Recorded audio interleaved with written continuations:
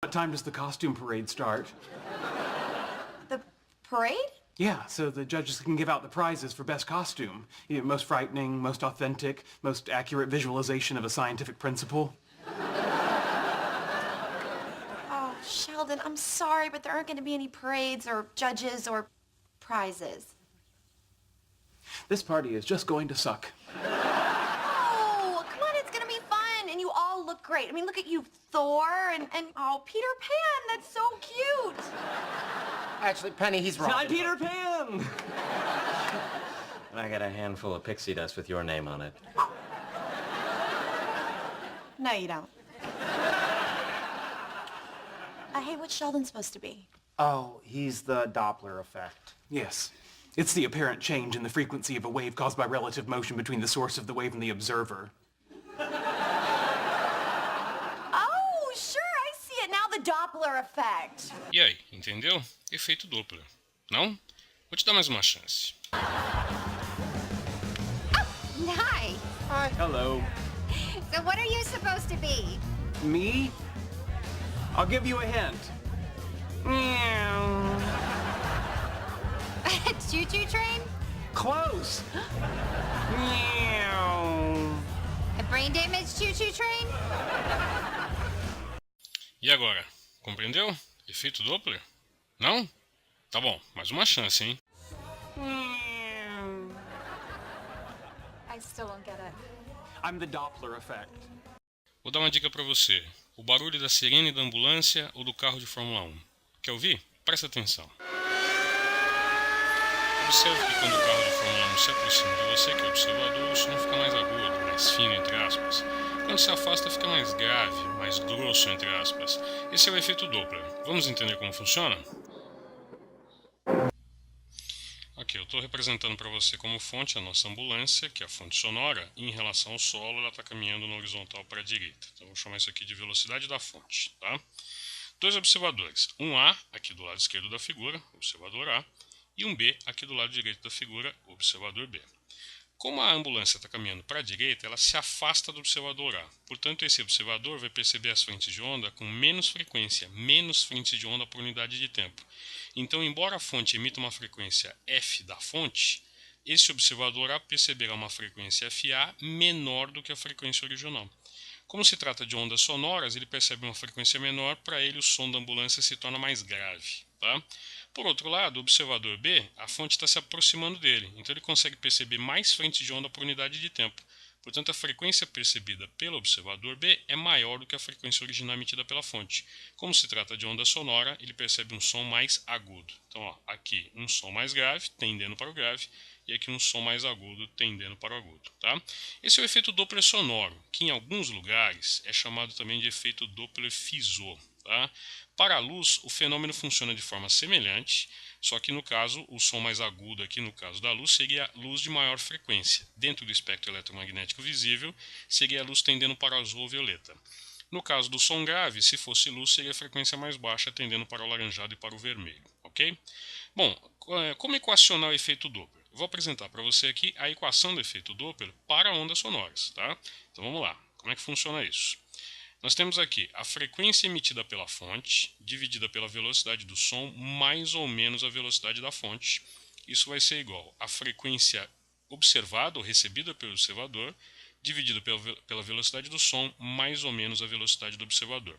Esse mais ou menos depende da escolha de referencial. E a nossa escolha de referencial funciona da seguinte forma. Se você quiser calcular a frequência observada por A, você vai colocar o referencial de A, que é o observador, para a fonte. Esse é o sentido positivo.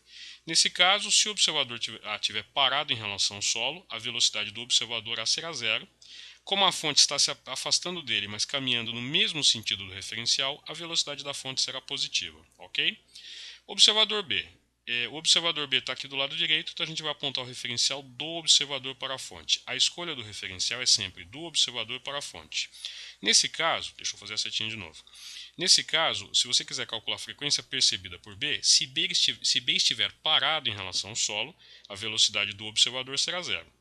Como a ambulância caminha para a direita se aproximando dele, ela caminha contra o sentido desse referencial. Portanto, a velocidade da fonte será negativa. E a partir daí a gente faz os cálculos, ok? Vamos ver um exemplo? Vem comigo.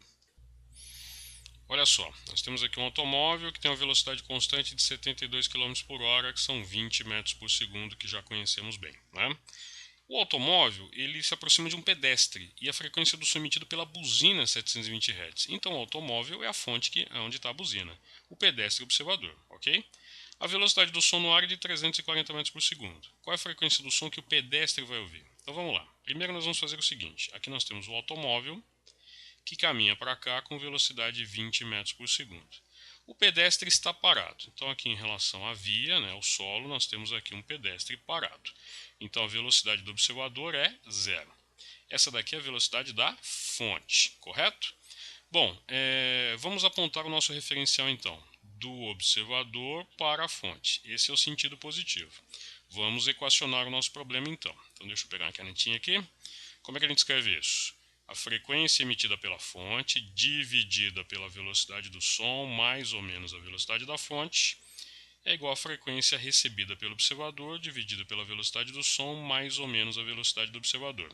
Antes de fazer contas, vamos pensar. Se o automóvel está se aproximando do observador, o observador vai captar mais frentes de onda por unidade de tempo. Então o observador vai perceber uma frequência maior. Então a frequência observada vai ser maior que a frequência emitida pela fonte. Portanto, o observador vai perceber um som mais agudo, porque a frequência vai ficar aumentada, ok? É bom a gente fazer esse tipo de análise para nos ajudar, inclusive, a nos orientar com relação à resposta que a gente vai encontrar. Como a gente sabe que a frequência original é de 720 Hz, esperamos encontrar uma frequência maior do que 720 Hz. Observe que nós só temos duas alternativas. Olha como a gente já está caminhando muito bem para a solução. Vamos equacionar? Então vem comigo. Aqui nesse canto, ó. Frequência emitida pela fonte, 720 Hz. Velocidade do som, 340 metros por segundo. Qual é o sinal que eu vou escolher para a fonte? A fonte aqui no meu desenho está indo para a direita, só que o referencial está apontando para a esquerda. Então a fonte está caminhando contra o sentido do referencial. Então a velocidade da fonte é negativa e vale 20 metros por segundo. Frequência detectada pelo observador, é o que eu quero encontrar. Velocidade do som, 340. Velocidade do observador. O observador está parado em relação ao solo. Tá? Então a velocidade do observador é 0. Vamos fazer esses cálculos.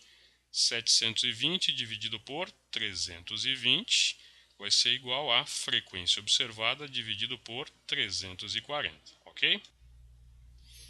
Portanto, a frequência observada será 720 vezes 340 dividido por 320. Bom, fazendo as simplificações necessárias, nós chegamos em 765 Hz. Observe que a frequência que é obtida por esse cálculo é maior do que a frequência original, indicando que é um som mais agudo. Isso nos leva à alternativa D de dado. Ok? Para finalizar, avião se aproxima, frentes de onda mais próximas, frequência aguda. Avião se afasta, frentes de onda mais distantes, frequência grave. Tem exercício para você. Bom trabalho!